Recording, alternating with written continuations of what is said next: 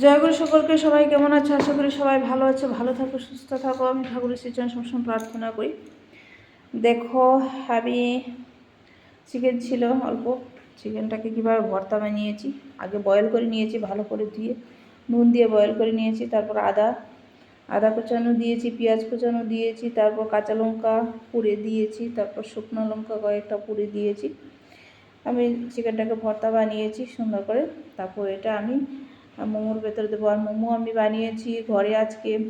ময়দা তো ছিল না, এতটা ছিল না, 1 কাপ ময়দা ছিল আর 1 কাপ আটা ছিল। তো সবাই তো ময়দা দিয়ে মোমো খাও, আমি চেষ্টা করেছি আটা দিয়ে কীভাবে হয়। আটা দিয়ে হয় নাকি, আশীর্বাদ আটা ছিল, আশীর্বাদ আটা দিয়ে আমি মোমো বানানোর চেষ্টা করেছি, দেখছি হয় কি না।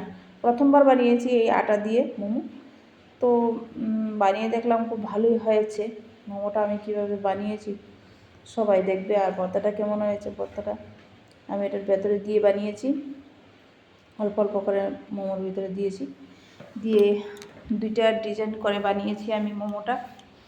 সবাই একটু মোমো দেখো কীভাবে বানিয়েছি, বানানোর ডিজাইনটাও দেখো। আটাটাকে আমি সুন্দর তুলতুলে করে মেখে নিয়েছি, তারপর এটার মধ্যে তেল দিয়ে একটু মেখে রেখে দিয়েছি কিছুক্ষণ, তারপর বানিয়েছি। তো আমার মোমো বানানো সবাই দেখো। দেখতে দেখতে আমি একটা মেয়ে মিলে একটা গানে সুর করার চেষ্টা করছি। 2 লাইন গান করব মোমো বানাতে বানাতে, সবাই শোনো।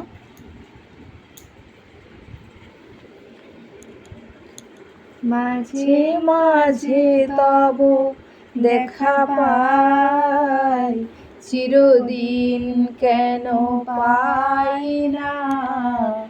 মাঝে মাঝে তব দেখা পাই, চিরদিন কেন পাই না।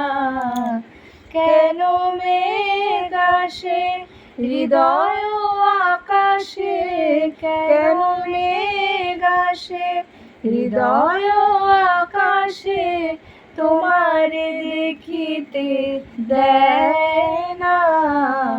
মোহ মেঘে তোমারে অন্ধ করে রাখে, তোমারে দেখিতে দেয় না। মাঝে মাঝে তব দেখা পাই, চিরদিন কেন পাই না। মাঝে মাঝে তব দেখা পাই, চিরদিন কেন পাই না। ক্ষণিক আলোকে আখির পলকে, তোমারে যবে পাই দেখিতে। ওহে ক্ষণিক আলোকে আখির পলকে, তোমায় যবে পাই দেখিতে।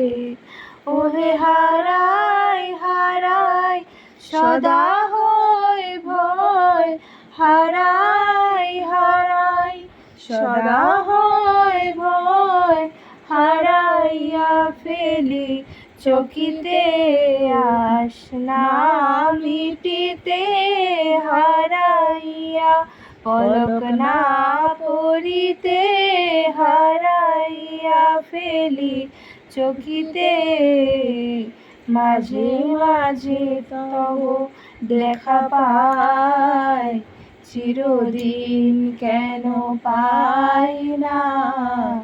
মাঝে মাঝে তব দেখা পাই, চিরদিন কেন পাই না।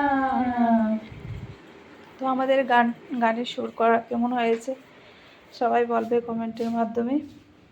আর আমার মোমো বানানোর চাটনি দেখো, টমেটো আর কাঁচা লঙ্কা বয়েল করে নিয়েছিলাম, তারপর এটাকে পেস্ট করে নুন হলুদ দিয়ে, তারপর এটার মধ্যে একটু মরিচ বাটা দিয়ে বানিয়েছি, বেশি কিছু দিইনি চাটনিটার মধ্যে। খুব টেস্ট হয়েছে চাটনিটা। তারপর মোমোগুলো ডিজাইনটা কেমন হয়েছে, বেশি ভালো পারি না আমি ডিজাইন, তো চেষ্টা করেছি বানানোর। কেমন হয়েছে দেখ বলবে সবাই। তার ময়দা দিয়ে বানালে লিচিগুলো কিন্তু একটু পাতলা হয়, পাতলা হলে ডিজাইনগুলোও সুন্দর হয়। আর আটা দিয়ে বানালে একটু মোটা হয় তো, আর আমার লিচিগুলো একদম একটু মোটা মোটা হয়েছিল, তার জন্য ডিজাইনগুলো ভালোভাবে বসেনি। তো মোটামুটি বসানোর চেষ্টা করেছি। সবসময় ময়দা দিয়ে বানালে ডিজাইন কিন্তু খুব সুন্দর হয়, অনেক অনেক ধরনের ডিজাইন বানানো যায়। আর আটাটা একটু মোটা হয়, তাই ডিজাইনগুলো বেশি একটা সুন্দর হয়নি। আর চেষ্টা করেছি আটা দিয়ে বানানোর, আটা দিয়ে খেলে তো ভালো, ময়দা থেকে আটা তো খাওয়া ভালো। দেখো আমার ডিশটা কেমন হয়েছে, চাটনি দিয়ে মোমোগুলো সাজিয়েছি। সবাই কমেন্টের মাধ্যমে বলবে। আর সবাই ভালো থাকো, সুস্থ থাকো, আমি সবার মঙ্গল প্রার্থনা করি।